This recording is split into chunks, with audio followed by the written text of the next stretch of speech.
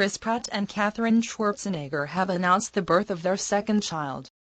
The Guardians of the Galaxy actor and his author wife took to their respective Instagram accounts on Sunday night to share that they had welcomed a baby girl named Eloise Christina Schwarzenegger Pratt on Saturday. "We are so excited to announce the birth of our second daughter, Eloise Christina Schwarzenegger Pratt.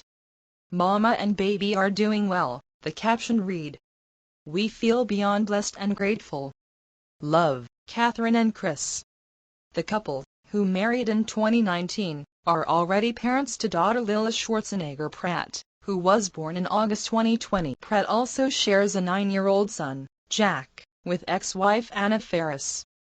Schwarzenegger, who is the daughter of Arnold Schwarzenegger and Maria Shriver, previously opened up about navigating the challenges and triumphs of motherhood with the help of her other half. "My husband has always been super supportive and also very vocal," she told British model and fellow new mother Iskra Lawrence on the Mother's Day edition of her Instagram video series BDA Baby last year.